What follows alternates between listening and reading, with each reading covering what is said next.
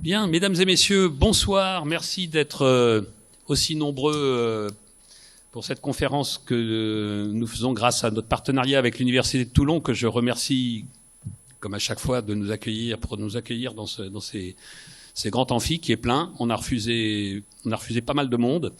Et je pense que si cette conférence avait été organisée le 27 février, il y aurait eu autant de monde, parce que on a la chance aujourd'hui d'avoir avec nous Gilles Kepel, un des plus grands experts français du Moyen-Orient et de l'Islam, sujet qui nous est cher à la FMES, mais qui est plus que cher, qui est important pour nous, pour notre pays, pour le Moyen-Orient et pour l'Europe. Bon, Gilles Kepel, j'ose à peine le présenter parce que vous le connaissez tous. Il est politologue, spécialiste du monde arabe contemporain, d'islam politique. Il a enseigné à Sciences Po. Il a eu la chaire Moyen-Orient Méditerranée à l'école normale supérieure. Bon, il a écrit un nombre incalculable de livres. Je vais en citer deux et je m'arrêterai là pour vous laisser la place, Gilles. Le bouleversement du monde, livre écrit après le 7 octobre 23, qui explique bien et pas mal de paramètres de ce qui nous intéresse aujourd'hui. Et plus récemment, Antiterrorisme, la traque des djihadistes, écrit en coécrit, si je ne me trompe pas, avec l'ancien procureur antiterroriste Jean-François Ricard. Les deux livres sont aux éditions Plomb. C'est plus la peine d'essayer d'en avoir. Ils ont tous été vendus. En tout cas, ceux qui étaient devant l'amphi à la vente ce soir sont tous partis. Mais enfin, dans toutes les très bonnes librairies, vous les trouverez sans problème. Gilles, je vous laisse le micro.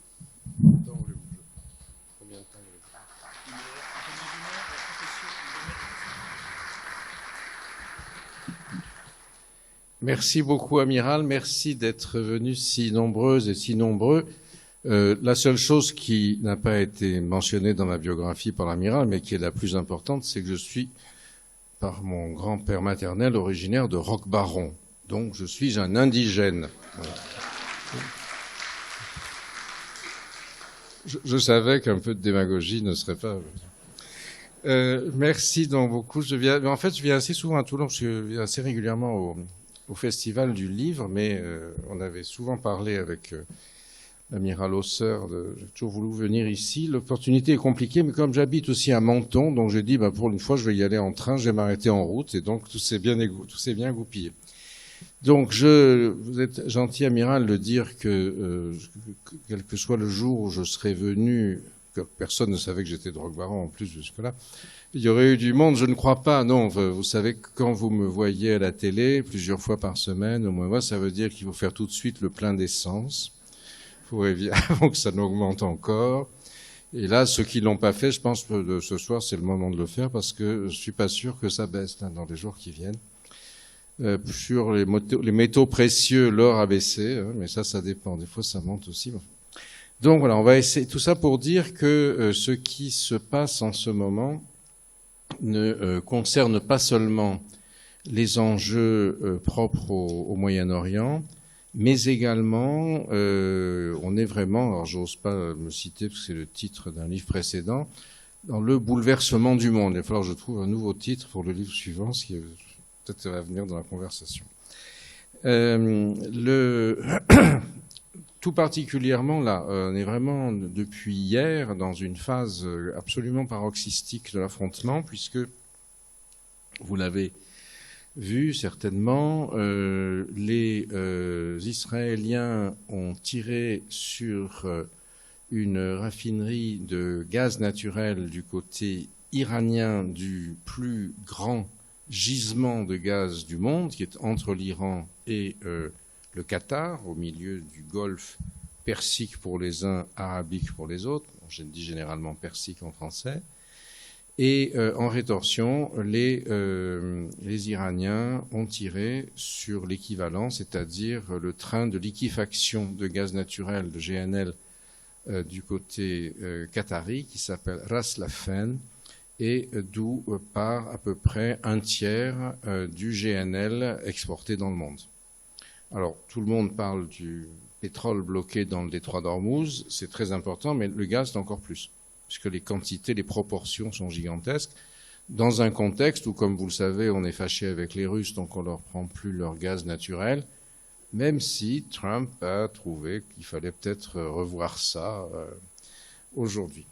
Donc, on est dans un système où, d'une certaine manière, aussi, toute cette espèce de bulle gigantesque qui s'était construite sur l'énorme richesse pétrolière issue de la crise de la guerre consécutive à la guerre d'octobre 1973, la guerre dite du Kippour ou du Ramadan. Alors j'ai conscience que là je m'adresse, c'est mon cas, qu'au moins de 20 ans dans cette salle. Tous les plus jeunes ne savent pas ce que c'est, n'ont pas vécu. Nous nous en souvenons encore un peu.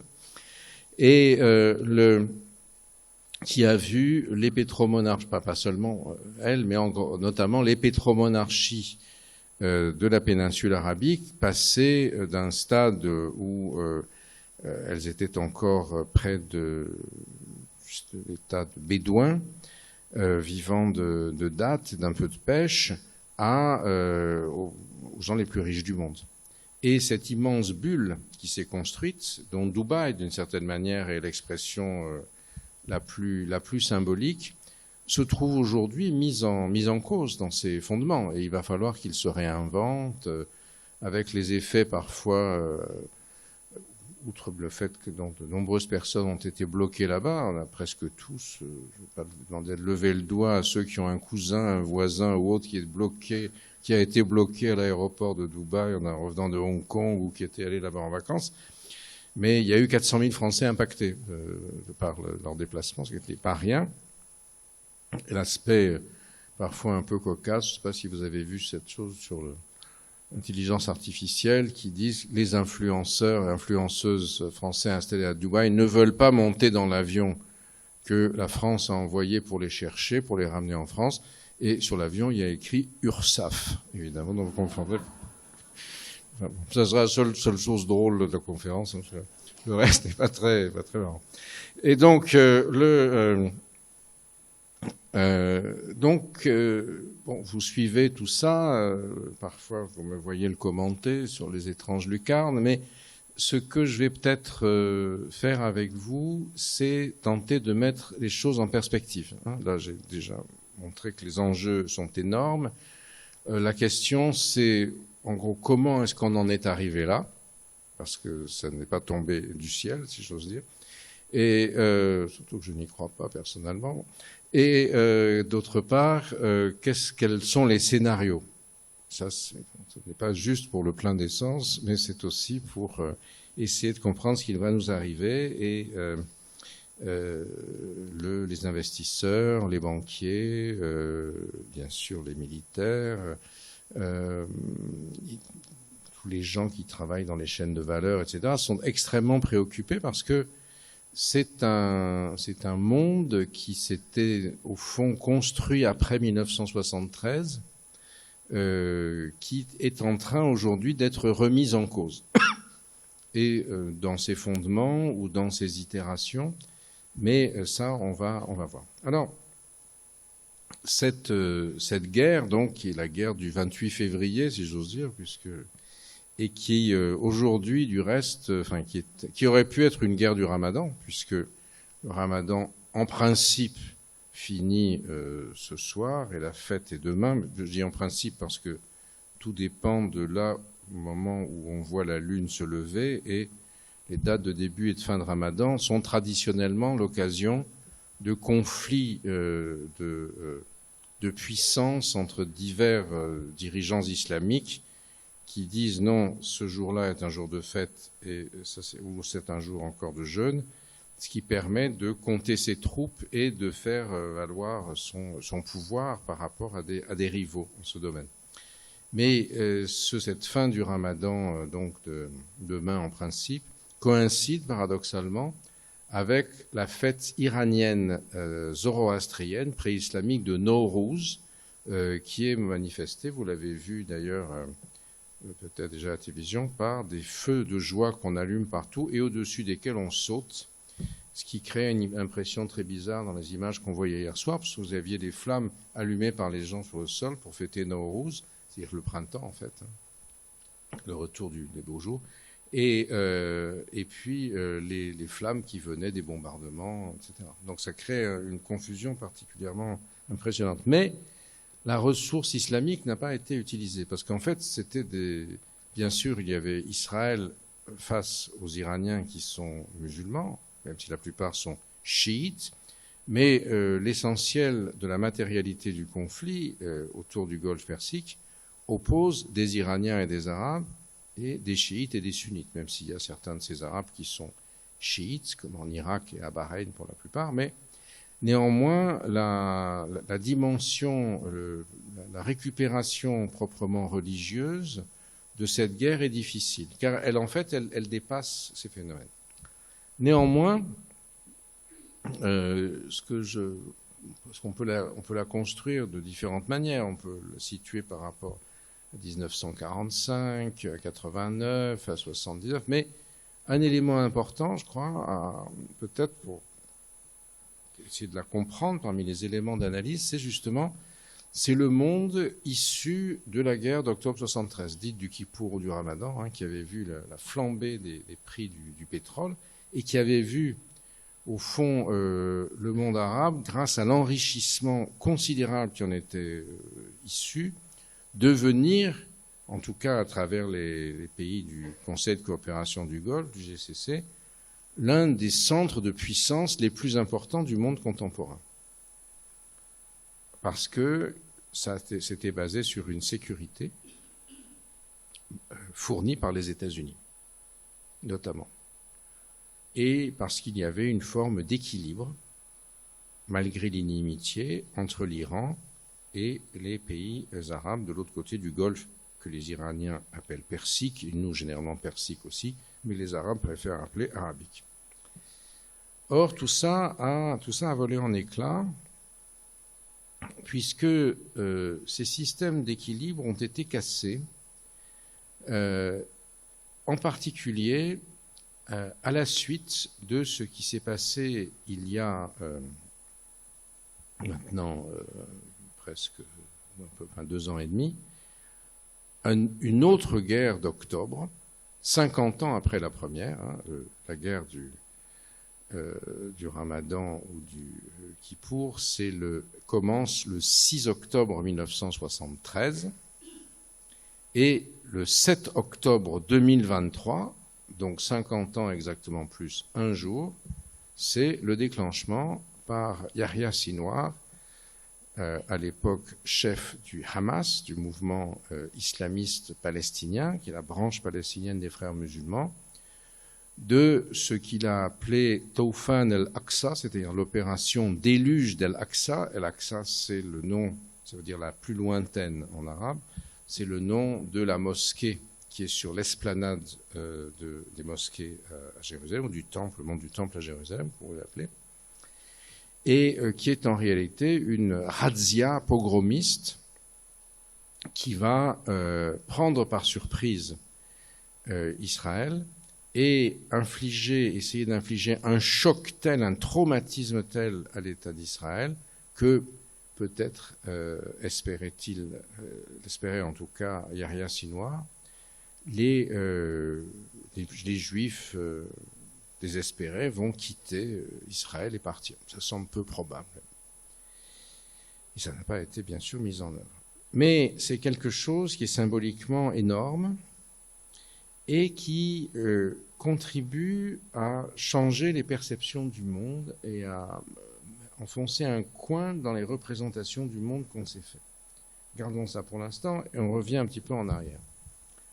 Le monde contemporain s'est construit dans son système, incarné notamment par l'Organisation des Nations Unies, après la défaite du nazisme et de ses alliés, fascistes ou japonais, en 1945, en considérant que le crime majeur qui avait été commis dans l'époque contemporaine, c'était l'Holocauste ou la Shoah ou le génocide, appelez-le comme vous voulez, donc le massacre de masse des Juifs d'Europe organisé par les nazis, sur les ruines de l'hitlérisme, se bâtit un système international qui fige dans un antagonisme entre l'Est et l'Ouest, le monde communiste ou socialiste, capitale Moscou, et le monde libre ou capitaliste, capitale Washington, dont nous faisons partie et qui est marqué par le rideau de fer qui divise l'Europe en deux,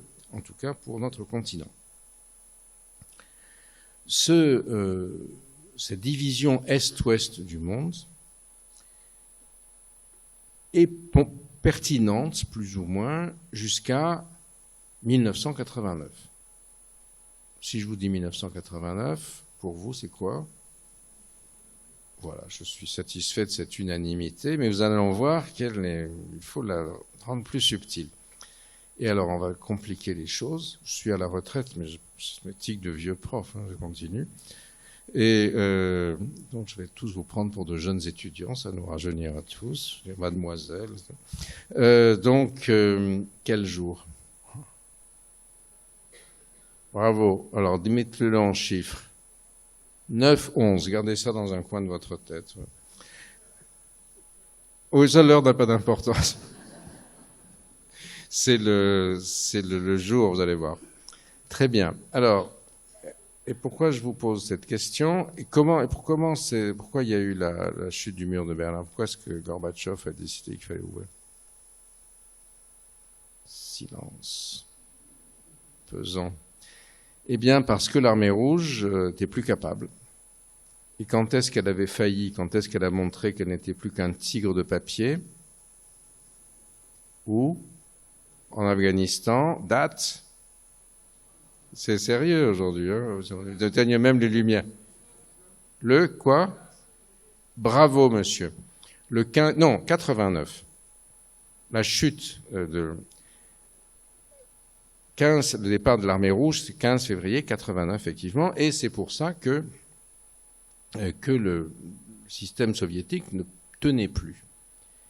Et d'ores et déjà, vous allez voir que l'armée rouge n'a pas été vaincue par les ICBM, les missiles, les armes, même si c'était là, et si l'Union soviétique avait été vaincue aussi par la course aux armements, qui l'avait ruinée, mais l'estocade finale avait été portée par l'arme du pauvre, un peu comme les drones aujourd'hui face aux missiles. Bravo, la lumière soit. Mais peu de gens ont remarqué ce qui s'est passé le 15 février. Même moi, qui avait 34 ans, là, vous savez tout, ce jour-là, j'étais déjà arabisant, j'avais écrit déjà 2 ou 3 bouquins, j'aurais dû y être sensible. Non, j'ai pas fait attention. Pourquoi? Parce que j'ai fait attention à ce qui s'est passé la veille. La veille du 15 février, c'est le... Bravo. Je sais pas d'habitude.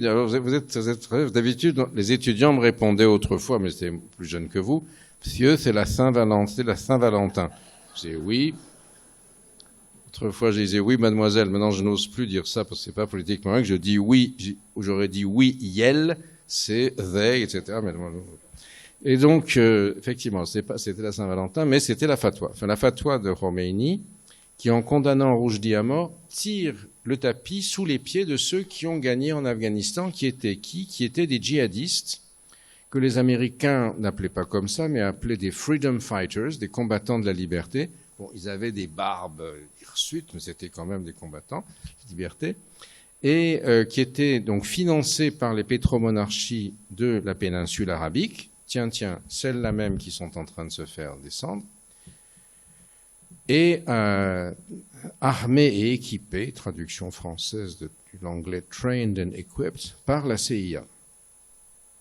Et pourquoi est-ce que ça s'était passé? Parce que justement, la République islamique, puisque voilà, on est en plein dans l'histoire, elle est créée en février 1979, donc 10 ans avant, lors du retour dans un fier avion d'Air France de l'ayatollah Khomeini de Naufle-le-Château jusqu'à Téhéran, où vous avez peut-être connu la pâtissière de Naufle-le-Château, parce qu'après le départ de Khomeini, il a vendu à Naufle, où il pleut tout le temps, il est venu sur la Côte d'Azur pour sa retraite. Vous avez gagné tellement d'argent, parce que Khomeini adorait le sucre, que, vous voyez, l'histoire, c'est peut-être plein de dimensions.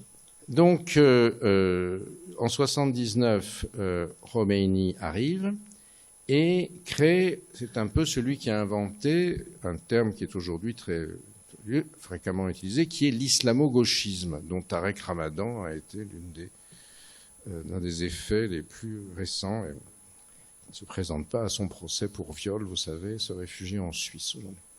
Et donc, qu'est-ce que c'était que l'islamo-gauchisme? C'était le mélange entre le tiers-mondisme anticapitaliste et le vocabulaire islamique, qui avait été mis en place à partir de la traduction en persan d'un livre que les plus anciens d'entre vous ont peut-être lu ou dont ils ont entendu parler, pas moi, à l'époque, qui s'intitulait « Les damnés de la terre », d'un psychiatre antillais qui exerçait en Algérie, qui s'appelait Frantz Fanon, et qui... C'est pas moi qui sors, quand même.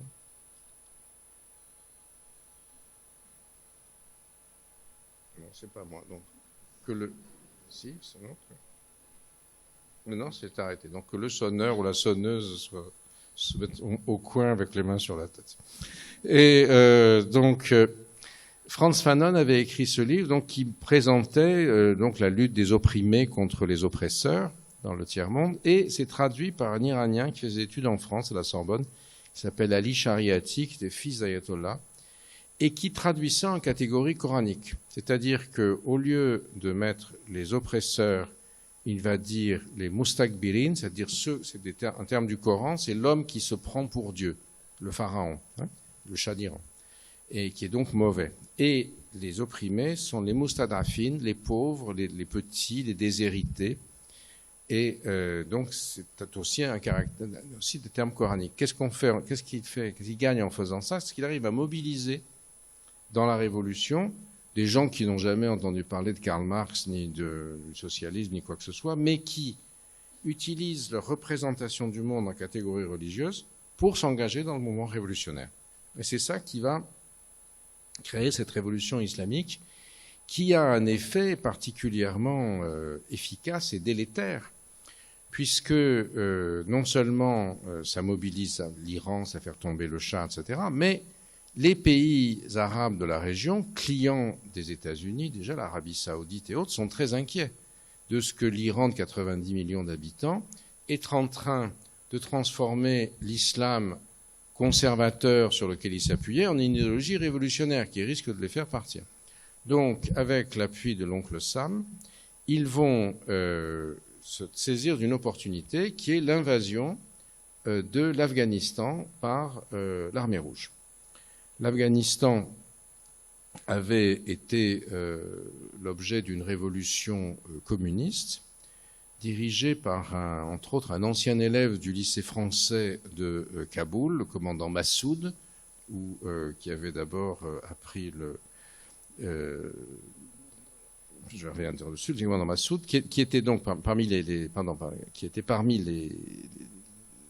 ennemis du mouvement communiste, au lycée français de Kaboul, effectivement, et qui, en 1979, ces communistes sont chassés par d'autres, etc.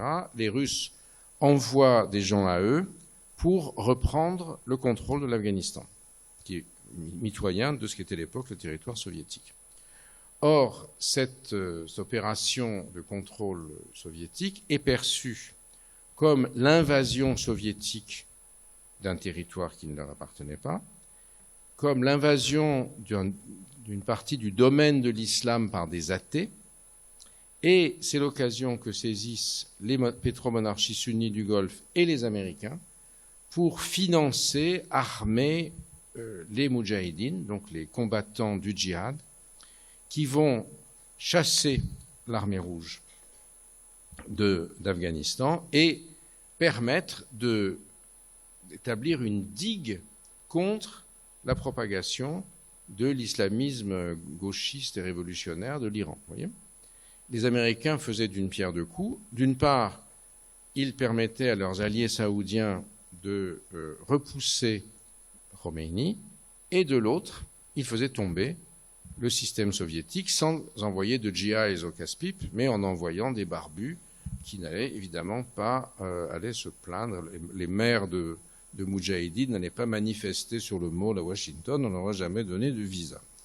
Donc, tout ça semble extrêmement positif pour les États-Unis, pour les pétromonarchies, à cela près que, déjà, Khomeini, le 14 février, leur tire le tapis sous les pieds et dit attention, avec l'arme du pauvre, parce que c'est rien la fatwa, ça ne lui a rien coûté, ça lui a coûté 1 heure de son temps, alors que même si la guerre contre l'armée rouge était financée en grande partie par les pétromonarchies, c'était quand même 10 ans, des morts, des opérations, la CIA, etc. Et donc là, on a déjà un élément d'arme du pauvre, d'une certaine manière, la fatwa, qui va être utilisée contre les systèmes d'armement conventionnels de l'époque. Donc, cette chute de l'Union soviétique, cette fin de la répartition du monde entre l'Est et l'Ouest, elle vient aussi du Sud, quelque part. Elle est le fruit d'une instrumentalisation du conflit en Afghanistan et de l'antagonisme entre les chiites révolutionnaires de la République islamique d'Iran, sous la houlette d'abord de Khomeini, puis ensuite de Khamenei, père, et les pétromonarchies du Golfe. C'est une année très complexe, 79. Elle est aussi marquée par la prise de la Mecque par des révolutionnaires saoudiens inspirés par l'exemple de la révolution iranienne, d'une certaine façon. On voit bien la contagion. Donc, il s'agit vraiment de marquer le coup et de protéger déjà les pétromonarchies, de protéger le pèlerinage, où les Iraniens vont envoyer chaque année au pèlerinage à la Mecque des trublions qui disent il faut libérer la Mecque des Saouds qui ont cessé d'adorer Dieu, mais qui n'adorent que le baril de pétrole, et plutôt le billet vert que le livre vert, si vous voulez. Donc tout ça est une période de très grande tension, et ces tensions, elles restent présentes, et elles se libèrent aujourd'hui, à travers l'affrontement. Donc tout cela va créer un système. Les Américains, globalement, en 89, se disent, bon, c'est très bien, on a fait tomber l'Union soviétique, tout va bien, et on a renforcé nos alliés saoudiens, mais en réalité, la dynamique qui est créée avec le djihad en Afghanistan n'est pas contrôlable.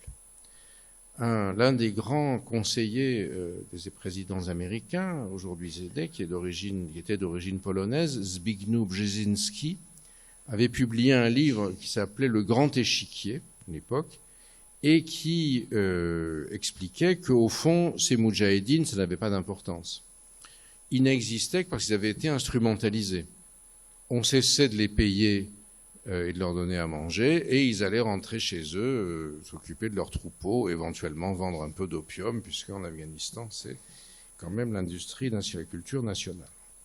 Mais ce n'est pas du tout ce qui s'est passé. Ceux-ci, confiants dans leur victoire, ont décidé, après avoir détruit l'Empire soviétique, de se tourner vers l'Empire américain. Ça, c'est quelque chose qui est très présent dans l'histoire islamique, puisque quand on raconte l'histoire de l'islam, notamment les croyants la racontent, ils montrent que l'islam est arrivé donc pour libérer l'humanité, lui rendre la véritable foi, etc., et a détruit les deux empires du temps, qui se partageaient, deux superpuissances du 7e siècle. La première, c'était l'empire sassanide, c'est-à-dire l'Iran actuel, si vous voulez, et l'autre, ce serait beaucoup plus tard l'empire byzantin, les États-Unis actuels. Le temps s'étant accéléré, aujourd'hui, on fait tomber en 1989 l'empire sassanide, c'est-à-dire l'Union soviétique, et ensuite, on va se retourner vers l'empire byzantin d'aujourd'hui, c'est-à-dire les États-Unis. Et c'est ainsi que, à travers le fait aussi qu'il n'y ait pas que des Afghans, mais aussi des Saoudiens, Ben Laden, que toutes sortes de gens qui étaient venus à travers les djihads locaux en Algérie, qui avaient déjà débordé par le terrorisme en France, comme le verront ceux d'entre vous qui ont acheté Antiterrorisme, que nous venons de publier avec Jean-François Ricard, en Égypte, en Tchétchénie, en Bosnie, etc., va se créer une espèce de nébuleuse djihadiste sunnite qui va prolonger d'une certaine manière ce qui avait été réussi en contribuant à la chute de l'Union soviétique et va se projeter contre la Byzance moderne, c'est-à-dire les États-Unis, et ce sera, quelle date? Le 11/9/2001. Là, c'était le 9/11, et comme on le dit en anglais, vous connaissez l'expression « their chicken came home to roost », c'est-à-dire les poulets sont venus pour chanter, et c'est les halal chicken qui sont venus, sans venir ici, on sait ce que c'est que le halal, qui sont venus mordre l'Amérique au jarret. Et ça, c'est quelque chose qui n'a pas toujours été très bien compris, très bien mis en lumière, alors que, en fait, quand on reconstruit l'histoire avec ces éléments, on comprend assez bien ce qui se passe aujourd'hui. Donc voilà l'Amérique frappée au cœur par 2001, et des systèmes se mettent en place pour essayer de contenir ce phénomène. On passe ensuite par d'autres phases. Al-Qaïda sera détruite, naît ensuite dans la foulée des printemps arabes de 2011 Daesh, ou ISIS, Daesh en français, l'État islamique, qui va infliger des catastrophes terroristes y compris sur notre sol. Et au fur et à mesure va se construire un antagonisme autour d'une dimension exacerbée de l'islam politique qui prendra le relais et la relève et qui changera la signification d'une certaine manière de l'antagonisme traditionnel israélo-arabe, présent depuis longtemps dans la région, notamment depuis la création de l'État d'Israël en 1948, exprimé par les différentes guerres israélo-arabes, dont l'une, la dernière avec cette dimension-là, est justement celle de 1973. Celle d'octobre 1973, qui, parce que les États arabes prennent l'initiative, à l'occasion du jeûne juif du Kippour, qui met en état de faible alerte l'armée israélienne, qui coïncide avec le jeûne musulman du Ramadan. Je vais vous dire dans une seconde pourquoi. Et ça va contribuer à donner à la fois une dimension politico-religieuse exacerbée au conflit israélo-arabe, et aussi à l'inscrire dans une logique plus transcendantale, parce que c'est le sentiment qu'au fond, Dieu donne la victoire à ceux qui sont véritablement croyants. Il y avait une guerre avant, qui est la guerre de 67, la guerre des 6 jours, menée par des dirigeants arabes socialistes, Nasser, le Baas syrien. C'était une défaite totale. Et dans le langage des islamistes, après, on dit, regardez, Nasser l'impie et les baasistes syriens impies ont été châtiés par Dieu, car ils n'étaient pas de bons croyants. La guerre du Ramadan est une victoire arabe, car elle a été faite à l'époque sacrée du Ramadan. Et qu'est-ce qui fait que la dimension religieuse est forte? Pendant le Ramadan, en principe, on n'a pas le droit de faire quoi? Je parle à ceux qui ont traversé les quartiers à côté ces derniers jours. Pendant le jour, on ne peut pas se nourrir. Voilà. Quand j'étais jeune, il fallait expliquer. Vous savez, tout ça, c'est boire, etc. Aller faire la guerre, amiral, je vous prends un témoin, dans les pays chauds, en pleine Kenya, sans boire et sans manger. Eh bien, le Ramadan, un peu comme l'union sacrée, si vous voulez, ou la force majeure, lève ces consignes, puisque la communauté se défend et défend l'islam contre ses ennemis. Donc, il n'y a plus d'obligation de jeûner pendant le Ramadan, si on est en guerre, à condition que cette guerre devienne quoi, justement? Un djihad, justement, vous voyez? Et donc, la guerre d'octobre est perçue comme un djihad. par ceux qui ont dit nous avons gagné parce que Dieu nous a aidés, parce qu'on a fait le djihad pour lutter contre les Juifs, les ennemis d'Allah, etc., les Israéliens. Et cette guerre d'octobre, justement, elle a des conséquences énormes, puisque c'est celle qui met en place le système qui peut être en train de se casser aujourd'hui, c'est-à-dire l'immense richesse des pays du Golfe. Pourquoi ? Parce que après l'initiative arabe qui est victorieuse, il y a une contre-initiative israélienne, une contre-offensive israélienne, aidée par un pont aérien américain massif. Après le Kippour est fini, les Israéliens retrouvent l'offensive, retraversent le canal de Suez et s'arrêtent sur la route du Caire, ville ouverte, au kilomètre 101. Pourquoi ? J'ai un coup de téléphone des États-Unis, stop. Pourquoi ? Parce que le roi Faisal d'Arabie Saoudite annonce que les États arabes exportateurs de pétrole vont mettre l'embargo sur tous les pays qui soutiennent Israël.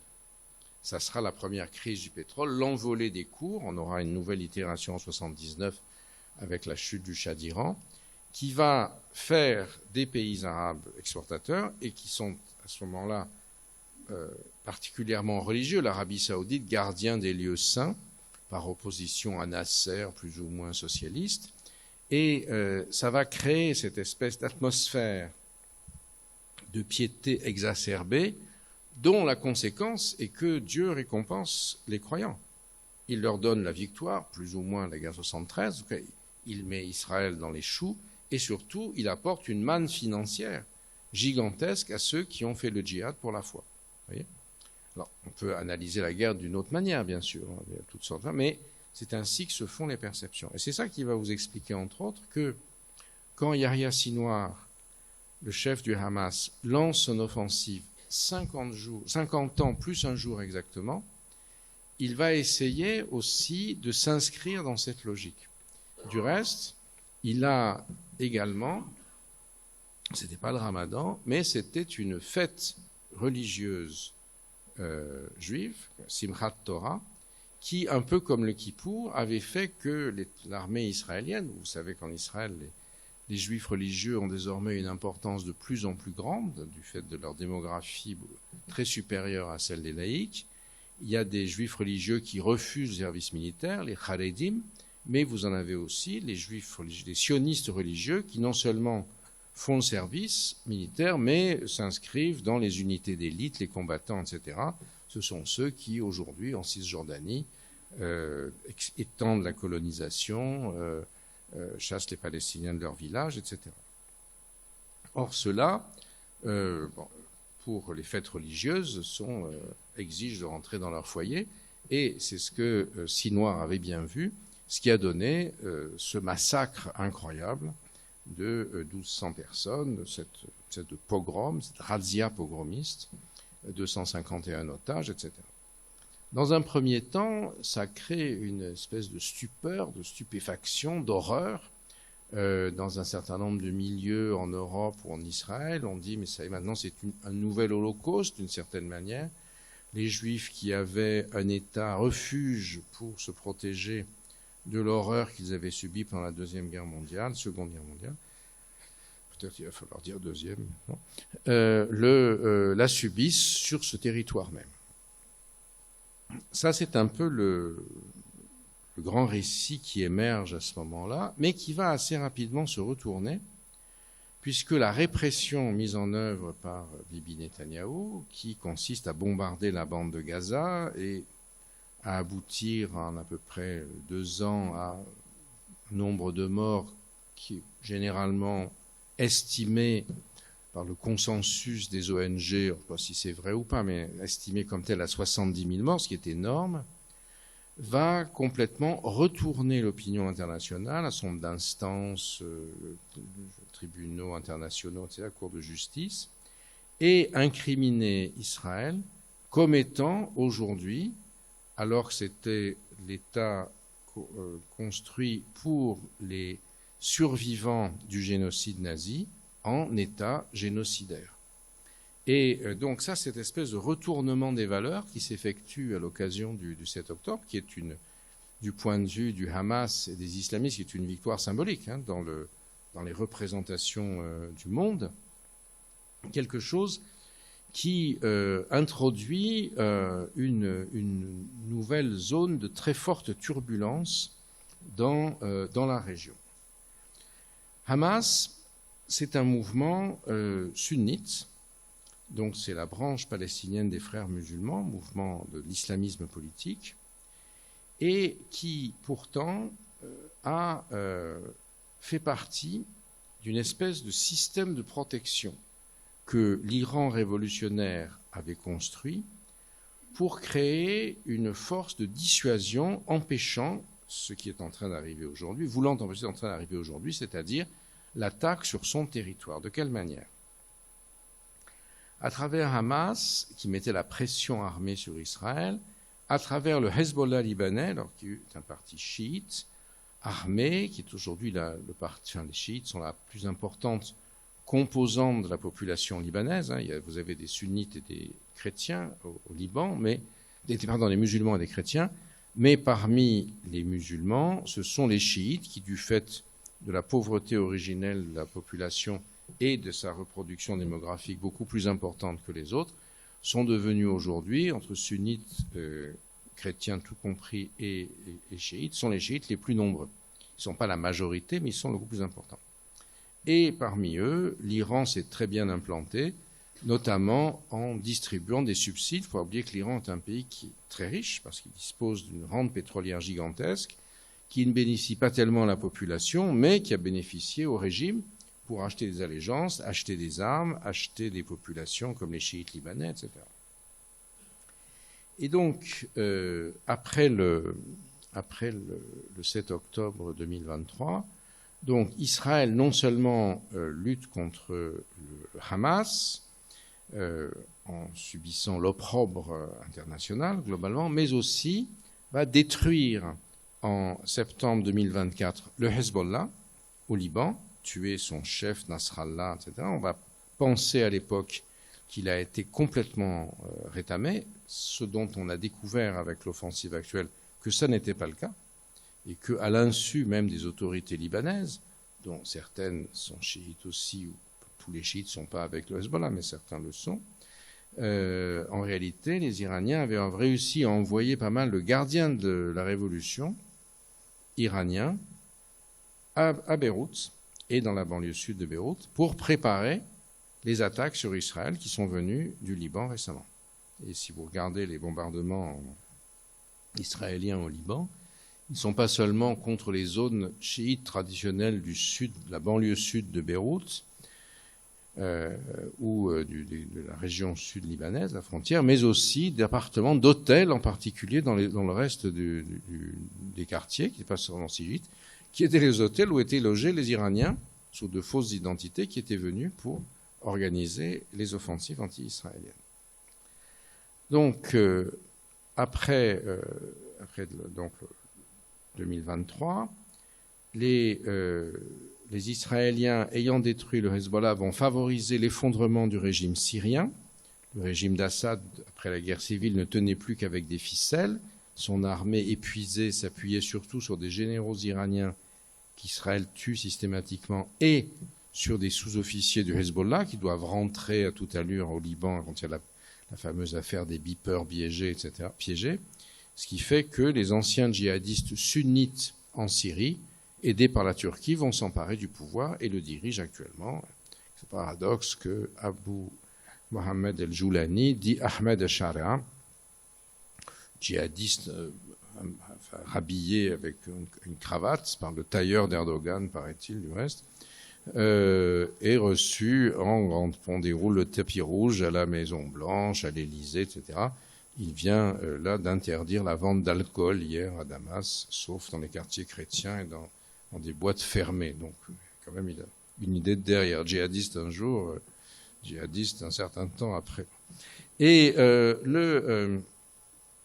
donc, dans ce système, le système, donc le régime syrien s'effondre. Et pour l'Iran, c'est quelque chose de catastrophique, puisque, on n'a pas de carte, mais vous avez tout ça en tête, bien sûr. À travers l'Irak, chiite aussi, les Iraniens envoyaient des missiles qui passaient par la terre, par la route, la frontière, tel ou tel passage clandestin entre Syrie et Liban, et donc vous aviez des stocks de missiles, d'armes extrêmement dangereuses, juste à côté d'Israël, qui permettaient d'éviter une attaque de l'Iran. Le raisonnement étant, si jamais les Américains ou les Israéliens veulent attaquer l'Iran, le Hezbollah attaquera tout de suite Israël et causera des dommages tellement considérables que les Israéliens feraient bien d'y réfléchir à deux fois. Ce qui fonctionne jusqu'au moment où l'équilibre est détruit par cet équilibre de la terreur, d'une certaine manière, mais qui était fonctionnel, qui permettait que le Golfe prospérait, que les influenceuses faisaient des publicités pour les maquillages, je ne sais trop quoi, les shampoings, etc., et que on pouvait payer tout en cash à Dubaï, si vous voulez, et changer d'avion pour aller à Hong Kong. Tout ce système, je caricature, mais la prospérité et le calme sur la rive arabe du Golfe, les raffineries qui tournaient à plein régime, y compris la libéralisation menée par Mohammed Ben Salman, enfin libéralisation à sa manière, en tout cas avec un État moins religieux indéniablement, sans parler de l'assassinat de Khashoggi, mais avec un État nettement moins religieux, tout cela pouvait prospérer parce que finalement il y avait une espèce de modus vivendi. Ils avaient peur de l'Iran, mais l'Iran, au fond, tout l'argent des gardiens de la révolution est dans les banques de Dubaï, donc il y avait une manière de s'entendre. Il y a 400 000 Iraniens à Dubaï, par exemple, donc c'est pas n'importe quoi. Il n'y a pas tous des opposants. Et or, le 7 octobre 23 va casser tout ce système et faire monter les antagonismes jusqu'au moment où, au mois de juin dernier, donc de juin 2025, est déclenchée la guerre dite des 12 jours, où le territoire iranien est directement attaqué par les Israéliens, suivis des Américains. Pourquoi ? Parce que en 2015, le 14 juillet 2015, c'est facile à se rappeler pour les Français, est signé entre l'Iran, les États-Unis, la Russie, la Chine, enfin les membres du Conseil de sécurité plus l'Allemagne, c'est le Conseil permanent plus Conseil de sécurité plus 1, l'Allemagne, 5. Un traité qui s'appelle JCPOA, Joint Coordinated Plan of Action, plan d'action coordonné et joint, qui dit ceci: l'Iran a le droit de travailler à l'enrichissement du nucléaire pour des raisons civiles sous le contrôle de l'Agence internationale de l'énergie atomique. Pour quelle raison ? Parce que à ce moment-là, 2015, vous vous rappelez, qu'est-ce que c'est en France 2015, c'est l'année de la terreur la plus totale. Ça commence par Charlie Hebdo, l'hypercacher, ça finit par le Bataclan, etc. Et on a besoin de lutter contre Daesh, non seulement ici, mais également d'aller bombarder Daesh en Syrie et en Irak. Or, ça veut dire aller sur le territoire théoriquement contrôlé, pas complètement, mais par Bachar el-Assad, allié de l'Iran. Et au fond, l'alliance qu'on fait à ce moment-là avec l'Iran, c'est une alliance conjoncturelle pour que l'Iran, qui est aussi l'ennemi de Daesh, ouvre son espace aérien. Et de ce fait, 2015-2016 et jusqu'à 2018 vont aboutir à l'écrasement complet de Daesh par les bombardements. En tout cas, pour la France, c'est très important. Les Américains, lorsque ça se fait avant Donald Trump. Quand Donald Trump arrive au pouvoir, il commence à dire ça ne marche pas du tout, les Iraniens nous roulent dans la farine, ils sont en train de préparer leur bombe atomique, et en 2018, ils se retirent du JCPOA. L'Amérique n'en fait plus partie. Et donc, du coup, les Iraniens ne laissent plus venir les inspecteurs et, en réalité, progressent beaucoup plus rapidement vers la bombe atomique que ça n'a été le cas auparavant. Jusqu'au point où Trump, revenu au pouvoir, et après le 7 octobre 2023, dit mais il faut qu'aujourd'hui, l'enjeu nucléaire iranien est majeur. Évidemment, Netanyahou abonde dans ce sens. Et ça aboutira justement à la guerre des 12 jours. Une guerre donc qui inflige à l'Iran ce que l'Iran avait toujours voulu éviter, c'est-à-dire que ce soit sur son propre territoire que soit menée l'offensive. Vous voyez ? Jusqu'alors, les Iraniens, c'était il faut lutter contre Israël, détruire, se battre contre Israël jusqu'à la dernière goutte de sang arabe, mais pas le leur. Et là, désormais, la guerre est portée sur le territoire iranien. Et donc, c'est cette situation qui, dans un contexte où Netanyahou a besoin aussi de justifier sa place à la tête d'Israël, puisque la grande question, c'est comment le 7 octobre a pu se produire, 2023, dans un État où les services de renseignement sont aussi sophistiqués, comme on l'a vu avec les bombardements de l'Iran, où l'Iran est infiltré complètement par les renseignements israéliens, où le 28 février, le jour où commence l'offensive, elle commence par la décapitation du régime. Les Israéliens savent à quelle heure qui se réunit, où, et ça donne Khamenei, tout est décapité. Et comment se fait-il que le Mossad ne savait pas que Sinwar préparait ça? Alors, en fait, ils le savaient. Ils avaient des informations, mais ça s'était bloqué par le système du Premier ministre qui considérait que c'était des élucubrations des services secrets et qui, lui, considérait qu'il pouvait rester tranquille, que le Hamas, si j'ose dire, aboierait mais ne mordrait jamais. Pourquoi ? Parce que le Hamas bénéficiait de subventions du Qatar avec l'accord des Israéliens. Chaque mois, un avion de Qatar Airlines quittait Doha, capitale du Qatar, avec 40 millions ou 30 millions, selon les humeurs des émirs, en cash dans ses soutes, qui arrivaient à l'aéroport Ben Gurion de Tel Aviv. C'est une histoire qui est vraie, hein, c'est pas une élucubration. Hein. Là, les gars du Mossad allaient sur le tarmac avec des jeeps, qui étaient d'ailleurs laissés ensuite au Hamas. Dans certaines de ces jeeps seront utilisés pour prendre des otages. Conduite à la frontière. Là, à la frontière avec Gaza, les services secrets égyptiens prenaient le volant, allaient au gouvernement de Hamas, je ne sais quoi, et théoriquement redistribuaient cet argent pour payer les fonctionnaires, les infirmiers, les professeurs, etc., pour maintenir une sorte de calme, de paix sociale, avec évidemment des frais de dossier pour le Hamas dont le montant n'était pas précisé. Et ce système très curieux, dont on soupçonne, enfin, il y a en tout cas dans la justice israélienne des incriminations du fait qu'un certain nombre de proches de Netanyahou ont beaucoup touché du Qatar pour favoriser ce système. Donc, si vous voulez, ça fait partie aussi des dossiers qui sont bloqués aujourd'hui et qui font que Netanyahou vit sous l'incrimination permanente de cela, de n'avoir, au fond, pas été vigilant, d'avoir été incapable de protéger le peuple israélien.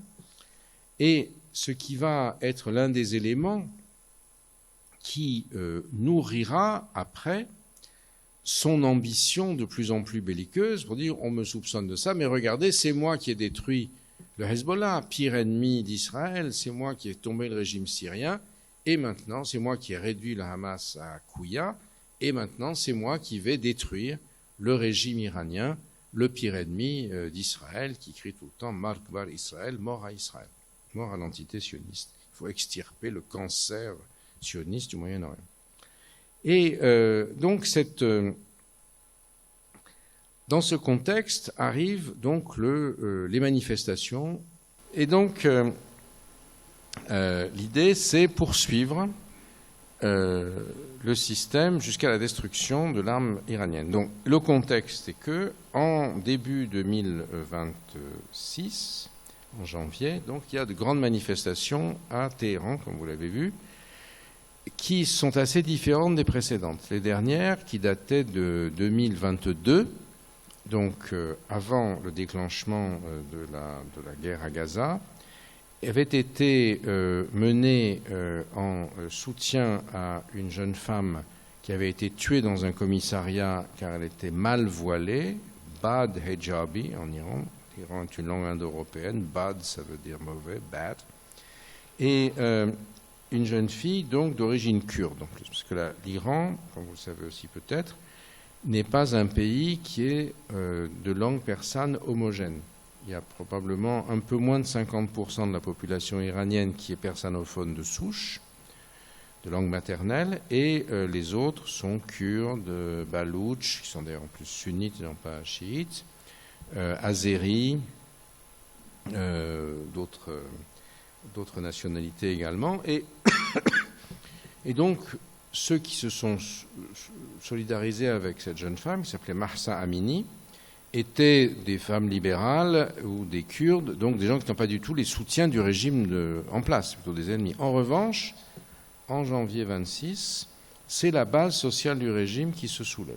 Pourquoi ? Parce que les gardiens de la Révolution, qui ont confisqué à leur profit l'essentiel de la rente pétrolière, ont investi dans des systèmes bancaires où ils attiraient les épargnants en disant on est vraiment religieux, c'est de l'argent halal, et avec ça finançaient des supermarchés, toutes sortes de programmes résidentiels luxueux grâce à la rente pétrolière, qui étaient des opérations douteuses et faisaient que les créances étaient payées par l'argent des déposants, ce qui crée ce qu'on appelle des pyramides de Ponzi, pour ceux d'entre vous qui sont des économistes meilleurs que moi, dont les États ne se tirent qu'en utilisant la planche à billets en permanence. Ce qui fait que le rial iranien s'est effondré.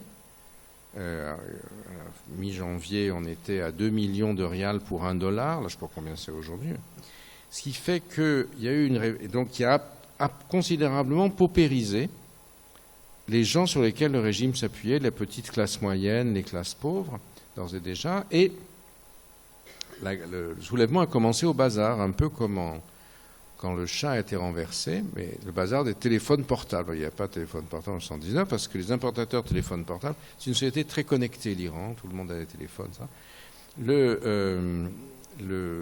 Les gens achètent en dollars, les importations en dollars, ils ne peuvent plus revendre parce que le rial s'est effondré entre-temps. Donc, crise économique, soulèvement. Le régime voit le danger et la répression est d'une violence absolument épouvantable. Bon, résultat, Trump leur dit continuez, l'aide va arriver. Bon, ils se sont fait massacrer. Rien n'est arrivé sur le coup. Il y a eu une opportunité qui a été vue par les Israéliens là, et aussi le fait que donc les progrès qui étaient faits pour construire l'arme nucléaire semblaient continuer. Ça, c'est quelque chose qui est aujourd'hui, vous savez, très débattu aux États-Unis même. Si vous avez suivi les informations tout récemment, vous avez vu qu'une partie de la base, il n'y a pas que la base du peuple des gardiens de la Révolution qui cède, la base de Trump, en particulier la base MAGA, Make America Great Again, qui est plutôt contre les guerres, aujourd'hui considère son chef du renseignement qui vient de démissionner, qui est une extrême droite qui n'a pas une grande passion pour les juifs, en disant que l'Iran ne représentait pas un danger et que Trump a été amené à faire cette guerre par Netanyahou. Donc c'est Israël qui dirige la stratégie américaine, etc. Donc ça est en train de coincer. Je n'ai pas de religion sur la question de savoir où en était le programme nucléaire iranien, évidemment, c'est une chose assez secrète. Mais toujours est-il que donc l'offensive est lancée par Israël le 28 février avec la décapitation du programme, du leadership iranien. Or, ce leadership iranien décapité, ça n'a pas empêché l'Iran de réagir. On entre aujourd'hui dans la 3e semaine, oui, c'est ça. Et en dépit de la liquidation, là encore, de Larijani, qui était le grand penseur le plus sophistiqué du pouvoir iranien et le patron de la répression de janvier, l'Iran continue à tirer, et alors qu'il n'a pas du tout les mêmes capacités offensives, le même arsenal que l'Amérique et Israël. Il dispose de missiles de croisière en nombre relativement limité, mais il dispose surtout d'une masse de drones et d'une organisation complètement décentralisée, à laquelle sans doute ses adversaires ne s'attendaient pas, qu'on appelle généralement la stratégie mosaïque. C'est-à-dire que on peut toujours détruire le centre, le sommet. Il y a dans les différentes provinces et autres, villes, quartiers, des commandements décentralisés des gardiens de la Révolution, disposant de la capacité de tirer des drones, etc. Et ça, à ce jour, en dépit de la masse de destruction sur l'Iran, le système iranien est toujours capable de tirer des missiles et des drones.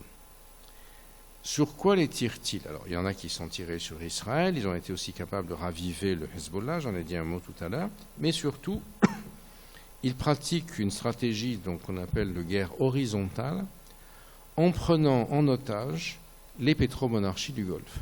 Celle-là même qui avait été rackettée de primes d'assurance de 1000 milliards de dollars par Donald Trump quand il avait fait la tournée des popotes, ou qu'il a été relevé les compteurs, plus exactement, après sa réélection comme 40e président. 1000 milliards les Émirats, 1000 milliards le Qatar et 1000 milliards l'Arabie Saoudite pour la protection. Cet argent de la protection, il n'a pas servi à grand-chose. Nous, on s'en sort. Hein. On a un accord avec les Émirats. Effectivement, l'armée française intercepte pas mal de choses, ne tire pas sur l'Iran, mais contribue significativement à intercepter ce qui est jeté sur les Émirats. Les Émirats sont particulièrement visés. Hier ou avant-hier, là, ça a dû augmenter aujourd'hui, il y a eu 3500 objets divers et projectiles qui sont tombés sur les pays du Golfe, dans l'Iran, dont 1700 au moins sur les Émirats. Pourquoi les Émirats? Parce que les Émirats sont le plus important des États de la région du Golfe qui a signé les accords d'Abraham avec Israël, avec le Bahreïn aussi, hein, qui est plus petit. Mais donc c'est une manière pour l'Iran de cibler ses ennemis en punissant ceux qui ont pactisé avec l'État hébreu.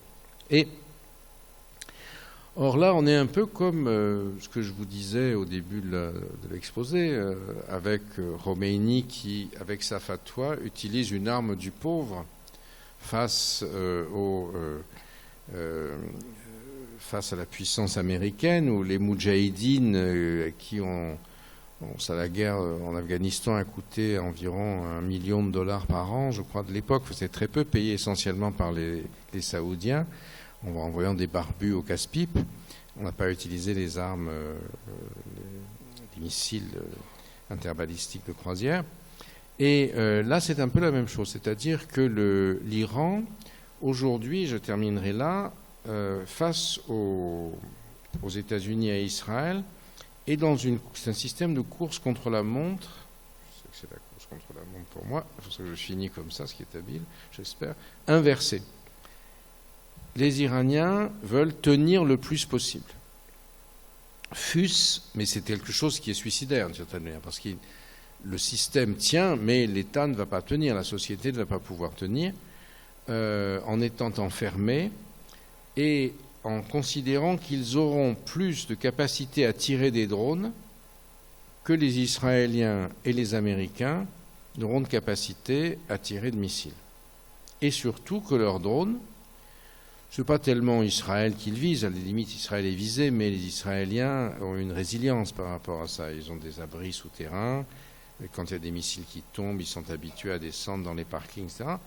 Ils tirent, donc sur la guerre dite horizontale, ils tirent des drones, du missile aussi, des drones sur Dubaï, sur Qatar aujourd'hui, qui était pourtant leur allié, sur Oman, qui leur a servi d'intermédiaire, sur le Koweït et sur l'Arabie Saoudite, sur les Émirats, tous les États du Golfe, du GCC.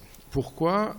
Parce que ce faisant, non seulement ils infligent un dommage massif à ces États et donc si vous remettez dans la longue perspective à moyen terme que j'ai essayé de vous brosser, il casse le système qui a été monté après 73, d'accord ?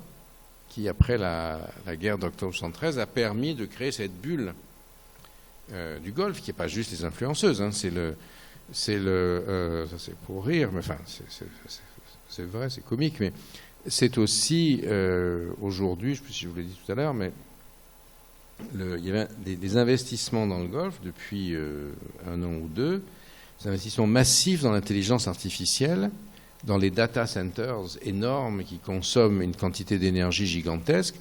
Alors, à Abu Dhabi, c'est 2 euros ou 1,5 € le coût d'extraction d'un baril de dollar, qui est aujourd'hui à 120 $, 120, je ne sais pas combien.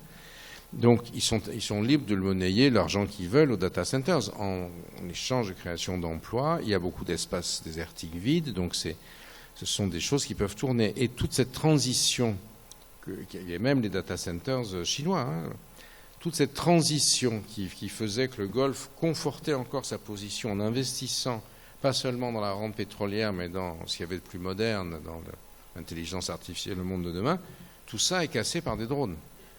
Un drone à, disons, 50 000 $ casse un data center, je ne sais combien de centaines de millions de dollars, et surtout met en cause tout le système de la sécurité, de la mondialisation heureuse, etc. Oui. Donc, il y a cette dimension que les Iraniens disent on va être plus résilients, on s'enterre, on va être plus résilients que les autres, qui sont très sensibles, dont le modèle est fragile, nous on est beaucoup moins fragile, et qui font que l'économie mondiale est en train d'être impactée. Le détroit d'Ormuz, mais je n'ose rien dire sur les porte-avions devant les représentants éminents de la flotte française ici, le blocage du GNL, hein, un tiers, je l'ai mentionné tout à l'heure, des exportations bloquées, le Qatar ne peut plus exporter son GNL, il y a des histoires compliquées après avec les Russes, le transport maritime, Rodolphe Saadé, bienfaiteur de la région PACA, et entre autres choses, et de BFM. Et je ne sais pas si je vais être invité. Encore, je dis ça, mais bon, il y a LCI. Et donc, etc., etc. Donc, vous voyez, ça, on est dans un système, et avec les Israéliens qui peuvent tenir, pour l'instant, Netanyahou n'a pas d'opposition. Hein, et comme je l'ai vraiment indiqué, c'est beaucoup plus compliqué pour Trump, dont la logique de guerre n'apparaît pas à une partie de son électorat, avec les midterms qui arrivent à l'automne, et des taux d'approbation qui ne sont pas terribles. Trump a gagné, je terminerai là-dessus, surtout sur une coalition anti-Biden. Hein. Les ouvriers qui en avaient marre du wokisme, on les comprend très bien, que le Parti démocrate se gargarisait, ont abandonné tout ça, ont voté pour Trump. Prospérité, hausse des salaires, pas d'inflation. Les latinos aussi, et même un certain nombre d'hommes noirs, puisqu'aux États-Unis, on a le droit de dire tout ça dans les sondages. Or, là, l'inflation augmente, les salaires baissent, les ouvriers se détachent très largement de Trump. Tout l'électorat idéologique MAGA, représenté par le vice-président Vance principalement, qui n'est pas du tout favorable à la guerre, est en train de se défier de lui. Vous voyez, quand on suit un peu les États-Unis, qu'il y a une tension entre Rubio, qui est plutôt pro-guerre et qui se voit bien successeur, candidat républicain, et Vance qui lui est contre. Donc ça va être un vrai enjeu là, de pouvoir gigantesque, de contrôle, d'alliance, etc. Et puis les latinos, qui ont été ciblés par la police des frontières, alors qu'ils sont ceux qui sont citoyens américains. Donc tout ça, ça ne s'est pas bien passé du tout. Et plus l'inflation aujourd'hui, le gallon d'essence va coûter beaucoup plus cher. Ça, pour les Américains, c'est une chose terrible. Donc tout ça crée une situation complexe sur laquelle les Iraniens, qui, si on n'avait que la logique militaire, devraient être dans les choux et de sortir le drapeau blanc un de ces jours. Donc je termine en disant que je n'ai aucune idée de ce qui va se passer. Donc ce n'est pas la peine de perdre votre temps en venir à cette conférence. C'est surtout au pire d'acheter le bouquin pour ceux qui l'ont fait, pour vous en servir pour faire du feu éventuellement, caler une table brinque-ballante. Mais qu'en revanche, ça va finir d'une manière ou d'une autre. Et par-delà la conjoncture, pour ça, c'est pas un scoop. Par-delà la conjoncture, je crois que ça veut dire que la chose importante, c'est que le Golfe comme mondialisation heureuse a vécu. Les influenceuses ont vécu, si vous voulez, les malheureuses, qui font l'objet de moquerie dans toute cette conférence, parce qu'il va falloir que les Arabes passent un deal avec les Iraniens. C'est-à-dire qu'ils partagent leurs richesses avec eux, alors dans un Iran d'après, un Iran qui ne sera plus celui des ayatollahs, parce que là, il n'y a pas de compromis possible. Mais on voit bien comment, un peu comme après la fin de la Seconde Guerre mondiale, il a fallu complètement reconstruire. L'Europe n'était plus la même. Si vous voulez, il a fallu que la France et l'Allemagne se rabibochent.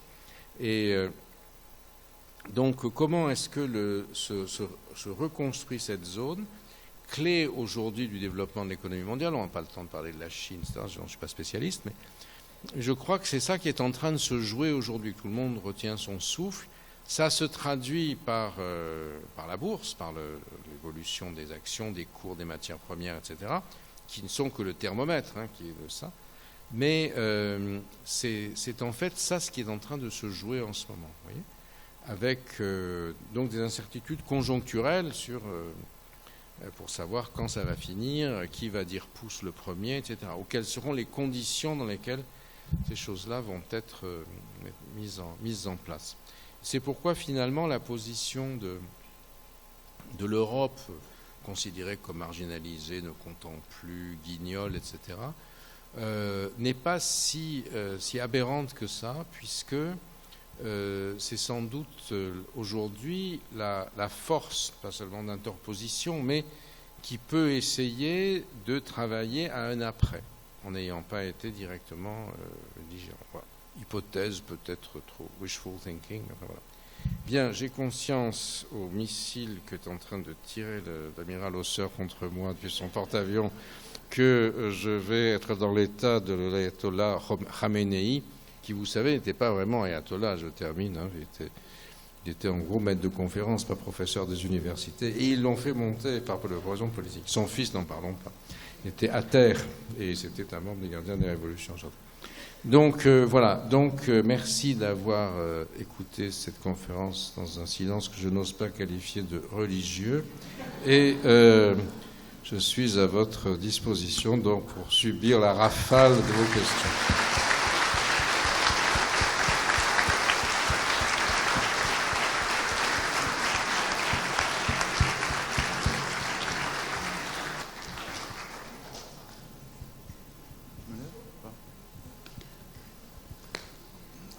Bonjour. Alors, monsieur, oui, je ne voyais pas.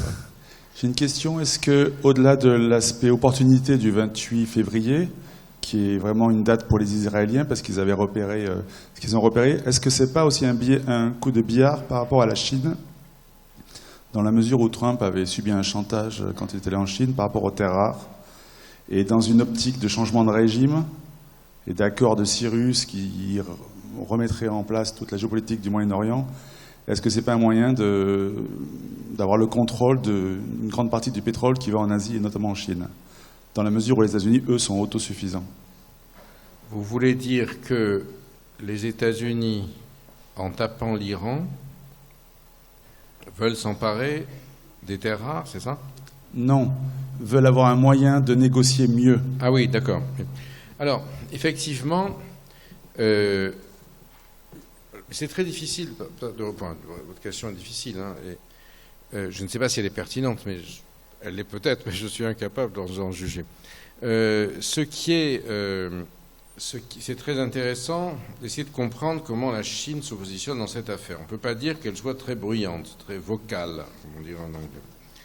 Elle est très embêtée parce que le détroit d'Ormuz, c'est essentiellement du pétrole qui va vers l'Asie, qui travaille par l'essentiel vers la Chine et un peu vers l'Inde.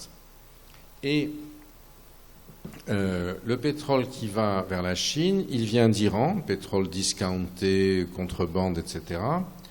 C'est pour ça que le porte-avions Abraham Lincoln était basé dans les Philippines, parce que les transbordements se faisaient par là. Et il vient aussi d'Arabie Saoudite. Alors, pour l'instant, les pétroliers iraniens peuvent passer, parce que les gardiens qui empêchent les autres de passer. qui donne les autorisations, mais il n'y a pas beaucoup de pétrole qui passe. Et le pétrole saoudien ne peut pas passer. Donc les Chinois souhaitent que le détroit soit nettoyé, soit libéré plutôt, parce que ça va poser des problèmes pour leurs approvisionnements. Apparemment, ils ont quand même fait des stocks très importants de pétrole, et donc ils ne sont pas pris à la gorge demain, si vous voulez, mais sur le train.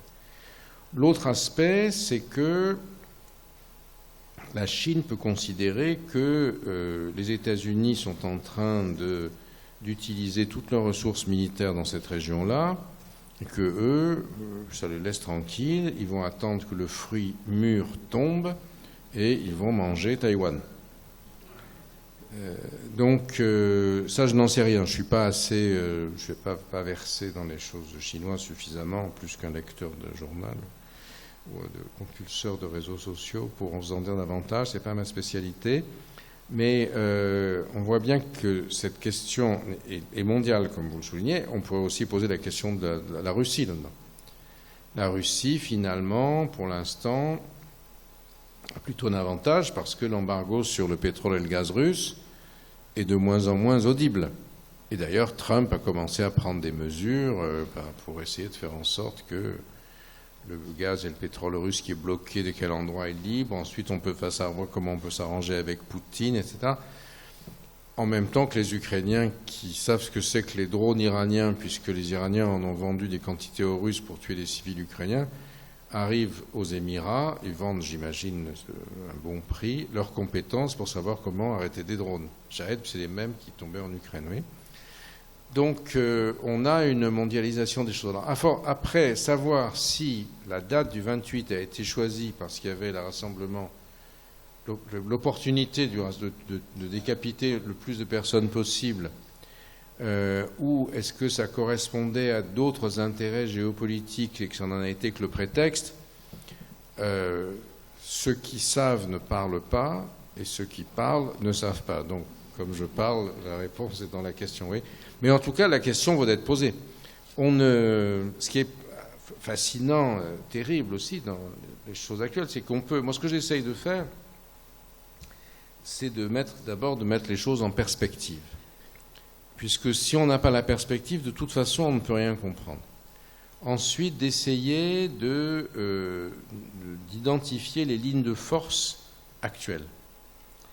Et à partir de là, on peut commencer à construire des scénarios. Étant entendu qu'au jour d'aujourd'hui, il y a des éléments, des questions clés, comme celles que vous posez, auxquelles il n'y a pas de réponse. Exemple, celle que j'ai évoquée, le 7 octobre 2023, est-ce que ces six noirs pris des mesures qui dit « ça y est, je les ai entraînés, ça y est, je fais tomber Israël », ils ne s'en relèveront pas, sans demander la permission aux Iraniens, ce qui semblerait plutôt la logique rétrospective, puisque l'Iran souffre beaucoup de cette affaire aussi.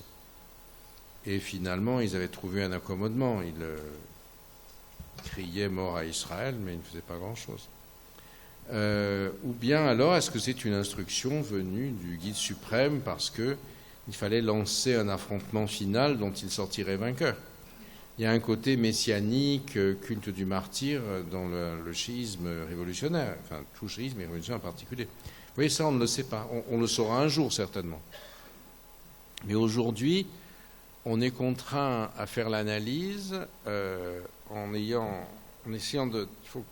disons que le contexte soit aussi fort que possible, puisque c'est ça qui nous permet de trier dans l'analyse du présent.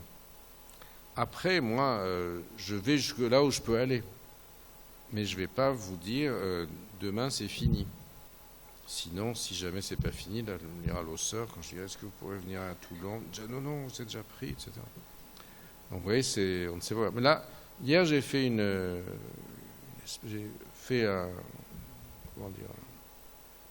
pris une position qui dit nous sommes au paroxysme du conflit. Je crois que ça. Je pense que ça, on peut le dire quand on regarde. Bon, maintenant, ça va peut-être encore durer, j'en sais rien, mais on a, à partir du moment où vous avez l'arrêt le missile qui arrive dans le train de liquéfaction du LNG de Qatar, à Ras Laffan, là, il faut sortir de la situation. C'est bloqué. On peut pas continuer comme ça. Comment ça va se produire, je n'en sais rien.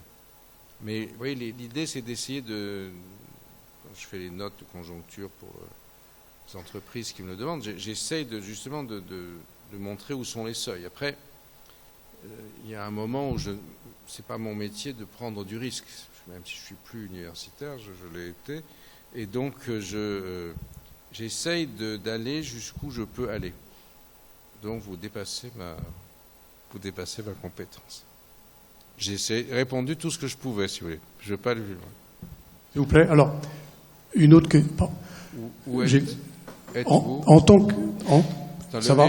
En tant qu'historien, oui, bon, si vous permettez, oui. Pour le 7 octobre, j'aimais avoir votre point de vue.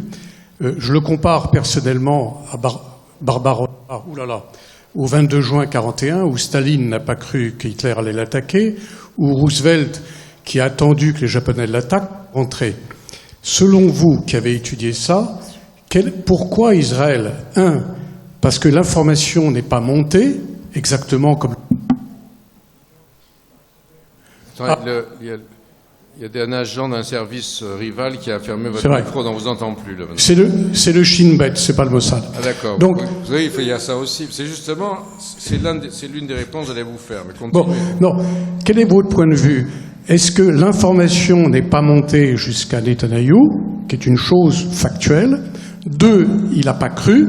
Ou 3, plus cyniquement, il a attendu qu'on l'attaque pour enfin avoir le prétexte d'avoir la solution, enfin, excusez-moi, sa solution, c'est-à-dire d'abattre l'Iran.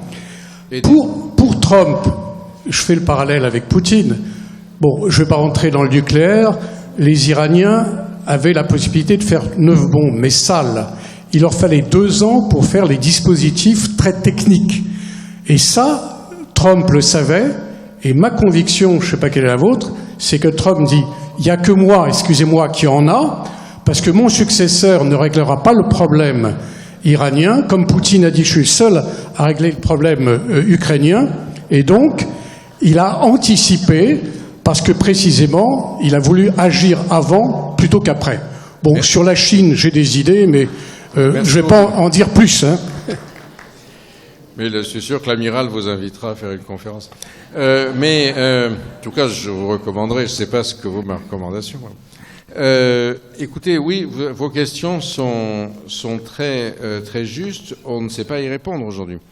On sait quand même que les rapports du Mossad indiquaient que on avait vu des mouvements très sérieux au Hamas, et il y avait un rapport qui avait été surnommé Mur de Jéricho. Vous savez que quand les trompettes sonnent, les Hébreux sonnent, et l'Éternel, leur Dieu, fait tomber les trompettes, et les Cananéens sont massacrés.